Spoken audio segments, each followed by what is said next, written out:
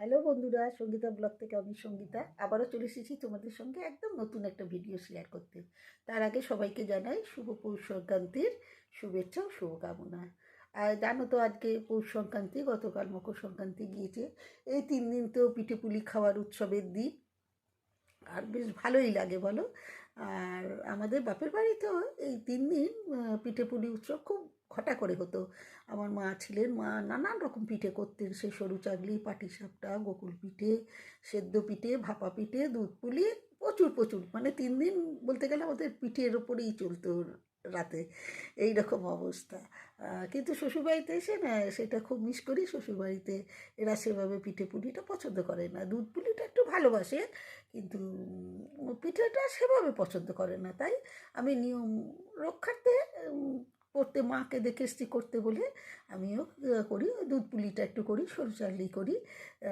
তা আজকে তোমাদের জন্য অল্প করে একটু দুধ পুলি করবো সবার জন্য। তাই সেটাই তোমাদের সাথে শেয়ার করব কিভাবে আমি করলাম। আর তোমরা একটু স্কিপ না করে দেখো, দেখবে তোমাদের খুব ভালো লাগবে আর খুব চটপট করে হয়ে যাবে। আর খেতেও কিন্তু খুব ভালো হয় দুধ পুলিটা।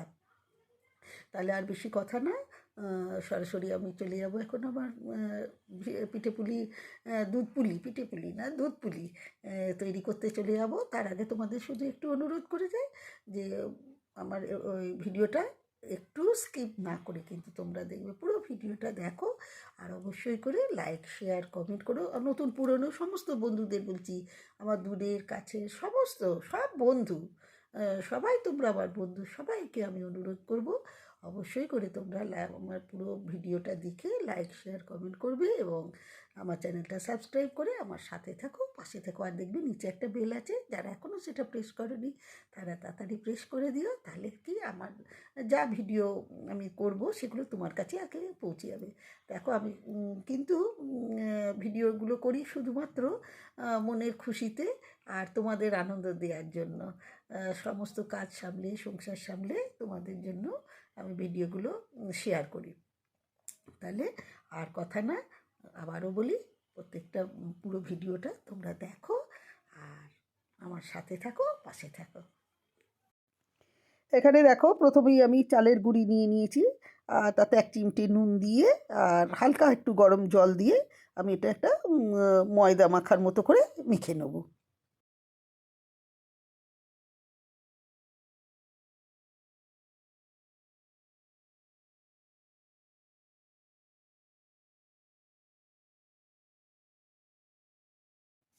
এখন দেখো এটা মাখা হয়ে গেছে, এবার এটা এখন একটু এটা চাপা দিয়ে 1/2 ঘন্টা মতো রেখে দেবো। আর তোমাদের সাথে যেটা শেয়ার করো, দেখো আমি কিন্তু এই দুধ পুলির পুরটা নারকোল ছাই দিয়ে করছি না, আমি করব মাখা সন্দেশ দিয়ে। আজকে এত ঠান্ডা আর মেঘলা যে কেউ আর বাজার থেকে না নারকোল আনার মতো বেরোতে পারলো না, তাই বা ঘরেই ছিল মাখা সন্দেশ। আমার যেহেতু খুব অল্প পরিমাণে, সেহেতু ওই মাখা সন্দেশ দিয়েই আমি করে ফেললাম পুলিগুলো। এখন এদিকে দেখো দুধটাও বেশ টকবক করে ফুটে গেছে। এখন এতে আমি দিয়ে দেবো, প্রথমে দিয়ে দেবো 1 কাপ চিনি।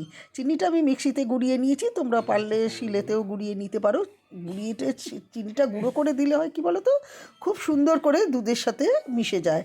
এর সঙ্গে আমি আবার যেই পুলিগুলো দিয়ে দেবো, পুলিগুলো দিয়ে যখন দুধ সঙ্গে পুলিগুলো ফুটতে থাকবে তখন আমি এতে গুড় দিয়ে দেবো। এখন দেখো পুলিগুলোও দিয়ে দিয়েছি, তার সঙ্গে 2টো এলাচও থেতো করে দিয়েছি। দিয়ে চিনিটা, যে 1 কাপ চিনি যে আমি করেছিলাম, সেই গুঁড়ো করেছিলাম, সেই চিনিটাও এতে এখন মিশিয়ে দেবো। এখন দেখো দুধ পুলি সব একসাথে টকবক করে ফুটছে। এখন আমি এতে মিশিয়ে দেবো পরিমাণ মতো খেজুর গুড়। এই দেখো এখানে খেজুর গুড় রয়েছে, এই গুড়টা এখন আমি ওই দুধ পুলির সঙ্গে, চিনিতে দিয়েছি 1 কাপ, তার সঙ্গে বেশ অনেকটা পরিমাণ খেজুর গুড় মিশিয়ে দেবো। এই দেখো খেজুর গুঁড়ো ওতে দিয়ে দিলাম, দিয়ে এখন এটা খানিকক্ষণ ফুটতে দেবো। খুব হালকা, একদম ঘন করে নামালে না আবার যখন ঠান্ডা হবে জমে যাবে, সেই জন্য একটু পাতলা থাকতে অবস্থাতেই কিন্তু দুধ পুলিটা আমি নামিয়ে নেবো। আজকাল লোক দেখানো। এখন দেখো একেবারে টকবক করে ফুটে গেছে, এখন আমি গ্যাসটা অফ করে দেবো, দিয়ে নামিয়ে নেবো।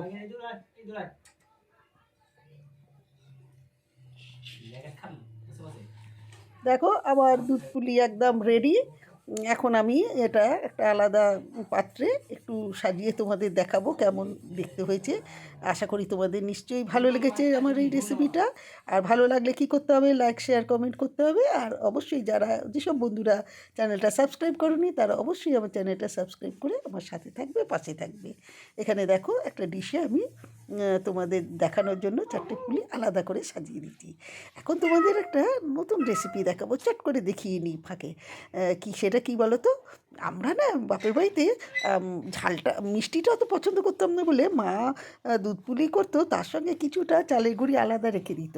আর সেইটা না, দেখো এখানে আমি দেখাচ্ছি তোমাদের। এই দেখো একটা ঝাল ঝাল তরকারি, খুব ঝাল দিয়ে। আর এই তরকারিটায় কিন্তু কোনো জল পড়ে না। কপি, আলু, কাঁচা লঙ্কা, মটরশুঁটি, সবজি সব রকম দিয়ে একদম শুকনো করে কড়াই তেল দিয়ে আর সবজিগুলো দিয়ে নুন হলুদ দিয়ে একটু ঝাল করে একটা চাপা দিয়ে রেখে দেবে। সেই জলেতেই না তরকারি, আলু কপি সব সেদ্ধ হয়ে যাবে। সে একটা অপূর্ব টেস্ট হয়।